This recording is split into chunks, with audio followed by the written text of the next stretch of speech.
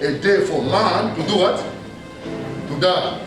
Most of us are even scared to mention death because we don't imagine ourselves dying like our father the way he has died. We are so careful. We even say, but I think problem is there. Hallelujah. Amen. I think problem is there. So, I think problem is we have all those theories. But the Bible is telling us in black and white that it has been appointed for man to do what? To die. Thereafter, what is he going to do? To face judgment. I've seen people when they are grappled with the issues of life, others they take their lives. They say, let me just buy two munife na kutika maningi. Do you know where you're going? After you die, you face judgment. Now you are going there as a guilty person already. You are going with exhibit yourself to say, I killed myself. It will be a very awkward case for God to say, you are guilty. Hallelujah. You won't even argue because you killed yourself. You didn't give yourself life. How can you take it? So life is a blessing from God, and we therefore need to live according to His word. Just like the way we are observing COVID-19 safety guidelines, we also need to observe the spiritual salvation guidelines so that we can be safe. Hallelujah. Hallelujah. To the family, I'm encouraging you. We have lost the father, the grandfather, the uncle, the husband, everything. He has done the best he could on life. In life. So what is remaining now is ours. This is the moment. If it is supposed to bless the family, pamos, not to scatter the family. Hallelujah. I'm encouraging the family now to say the death of our father, let it be a good seed, that when it is planted, the fruits, good fruits will come out.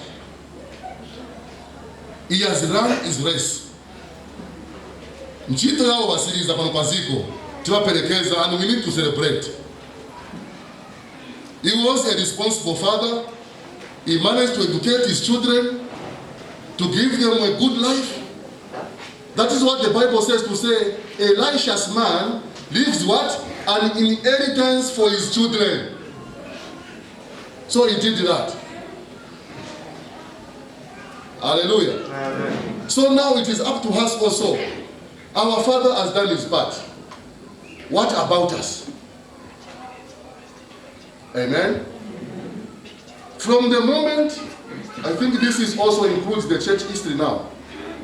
So what we won't even waste time to say the other person should come here and give the church history. From the time that he came, he has been a consistent member of this church. Every time he was okay and fit, you would always see him in the church. There was a time we asked in this church to say we want to open up some cells. How many people are able to offer their homes for cell groups and cell fellowships? Their home was opened.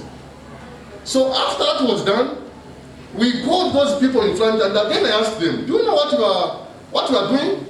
They said, yes, we know.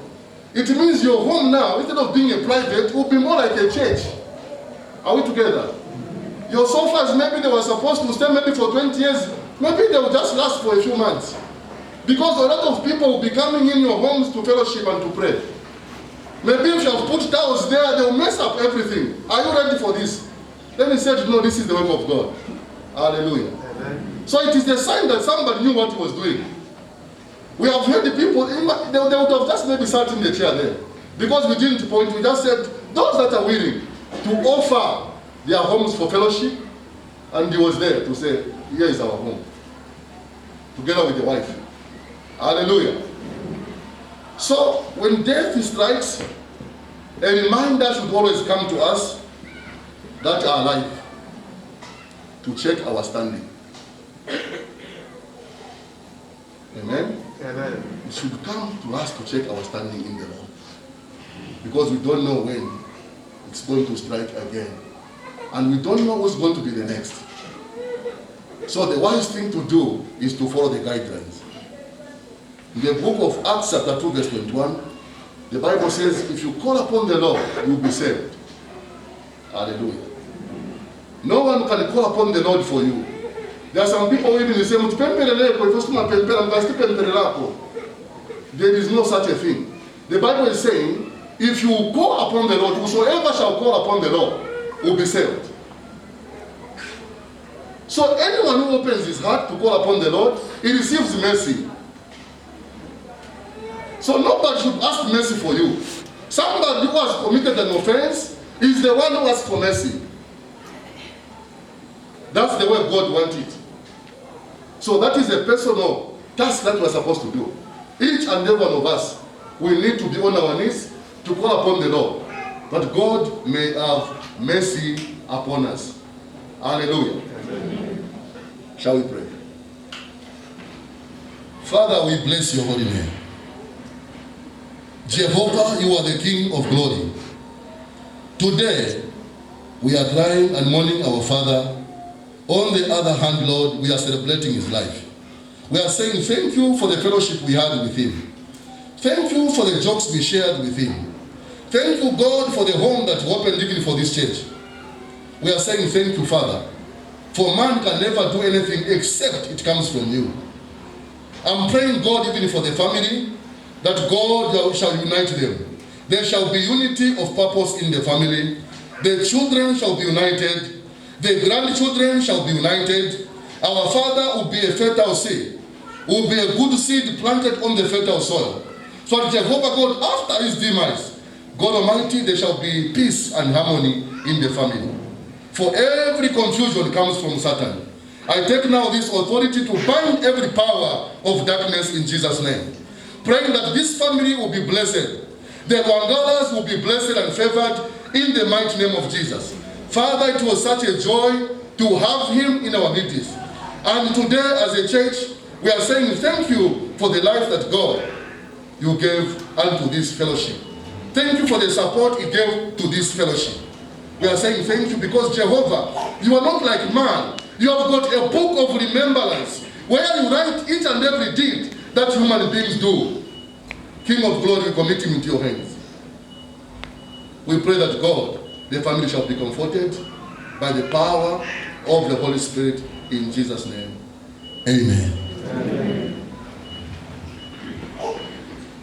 Life history.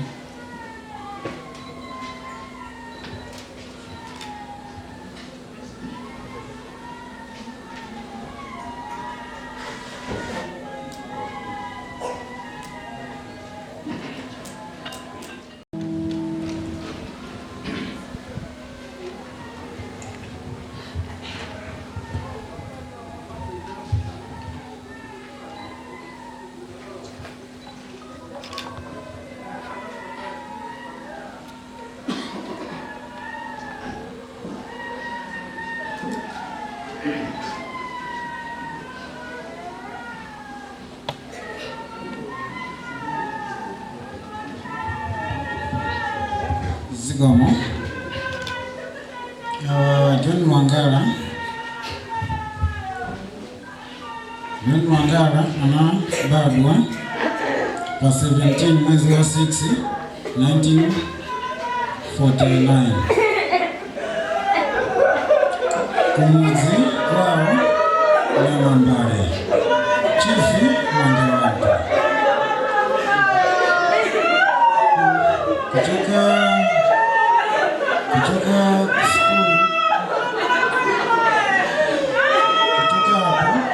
school Motonja. Nini kutoka hapo nenda kuskuli ya Katete.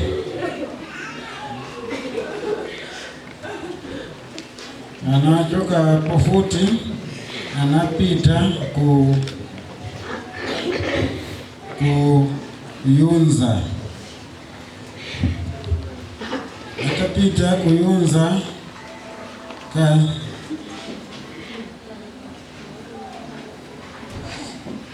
anapitanso kukanishasi Secondary School.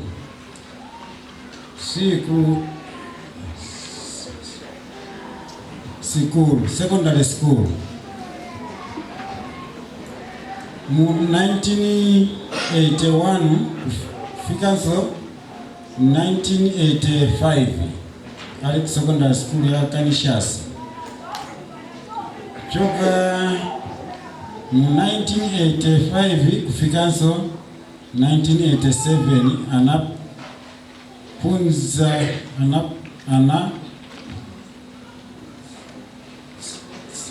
anapunzisa pa NIPA kuchokera 1987 pa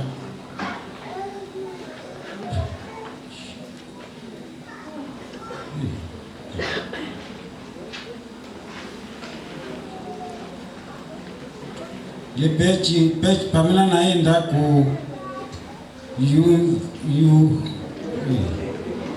university. So kuchoka kupangani ya university kulubira angatandizire niwina watu wako university kana nafika ku university ndio angatitandizire history ya ku university ya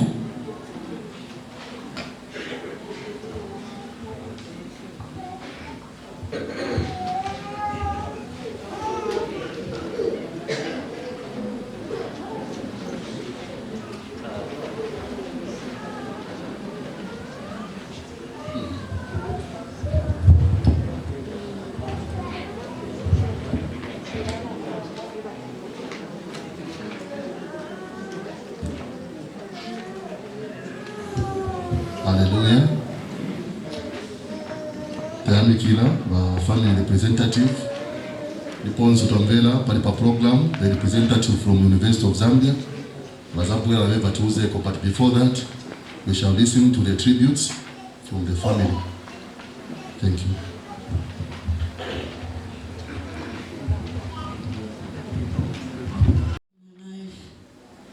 The one who did everything humanly possible to protect me, even in the face of all sorts of misconceptions.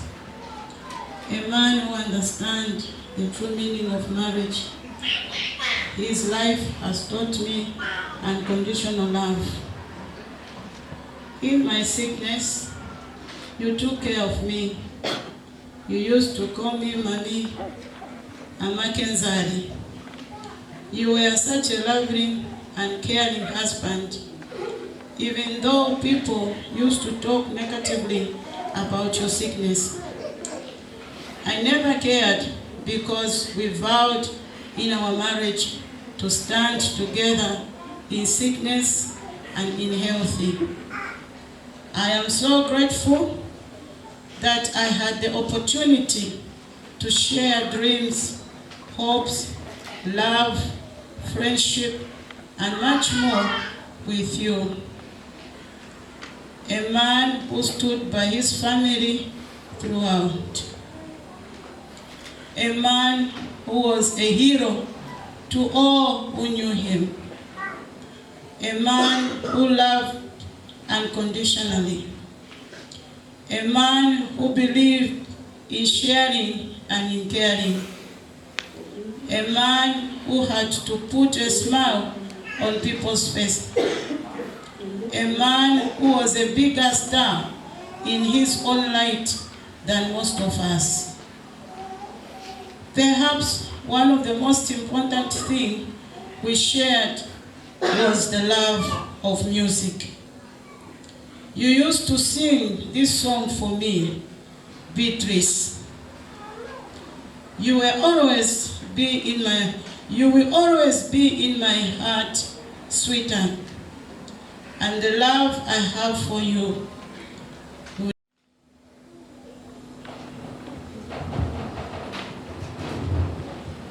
Tribute from Andrew,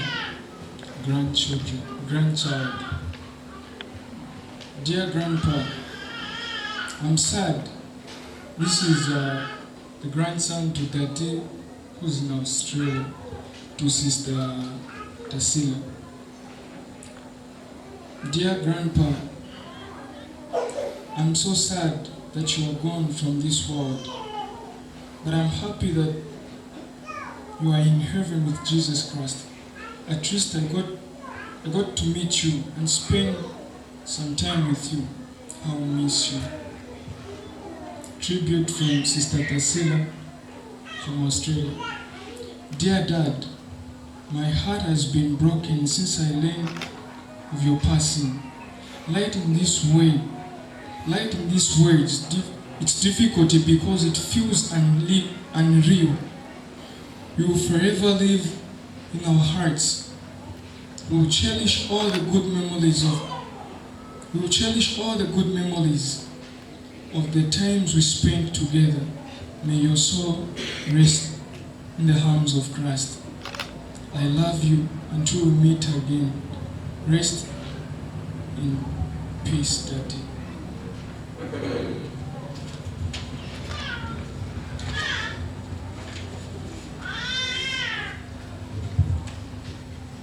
Tribute from children. Dear Dad, untimely demise has really left us in pain, that we couldn't believe that you are no more.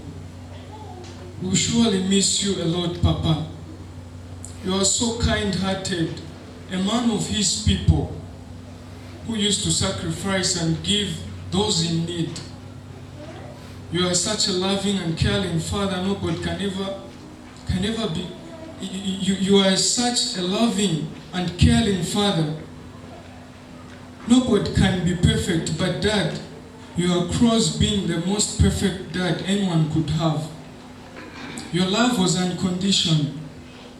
This is something we will cherish from your character. Your kindness and generosity will be remembered by all who are at the pleasure of knowing you. You are so hardworking, compassionate towards everyone. And Papa, you deserve the success and rich life that you enjoy. That you really taught us many things. Most importantly, you give us the ability that if you really put your mind in something, anything is possible. We will cherish all the time we spend together, Papa. The advice you gave us on the way to live. We'll miss you. We'll miss the fun we used to have every evening. You used to sing a song for us. Daddy used to sing a song for us every evening when you're about to go to bed. He used to sing, telling us that I was once a musician in the past days. And he loved 2 gospel songs that I would like to invite my sisters to sing for Daddy for the last time. I would like to call my sisters to come in front.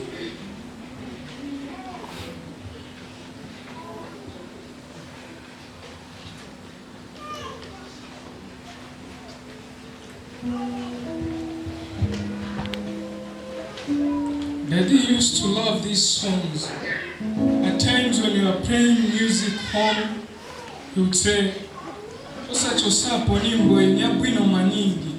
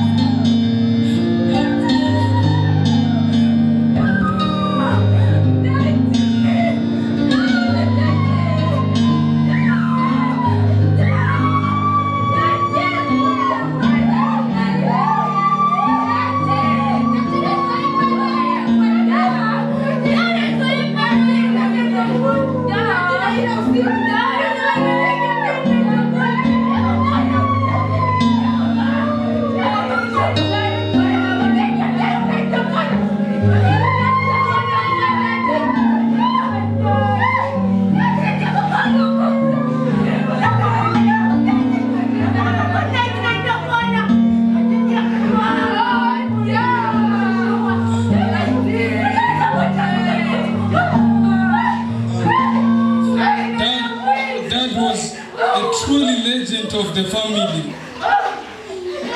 That was the truly legend of the family. He was my inspiration. He inspired me a lot.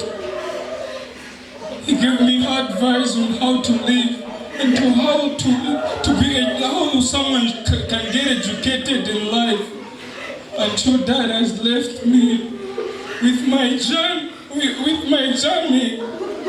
Dad promised me that I will reach the highest institution in the motherland, so I did. But Dad has left a big gap, and I don't know if anyone who fixed the gap, because he was the icon of the family, who used to help the needy.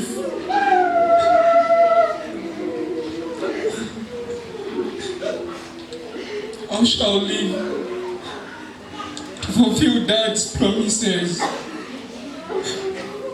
We know we can't bring you back, Papa.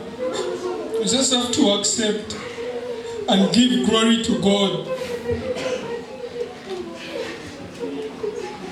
Because He's the one who's the giver and the taker of life. You will forever be in our hearts, Daddy. May your soul rest in eternal peace.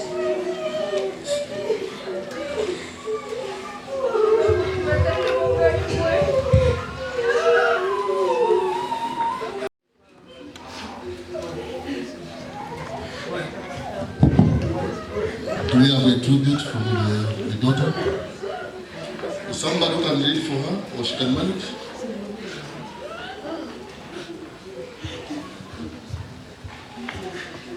Will she manage, or somebody can do it on her behalf?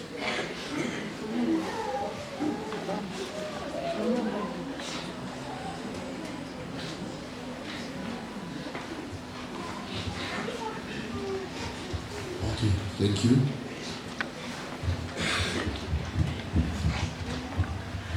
Haleluya. Nalagomba kumpai, tulafa Marimax, akufumina kuunza, akubali bomba mpai.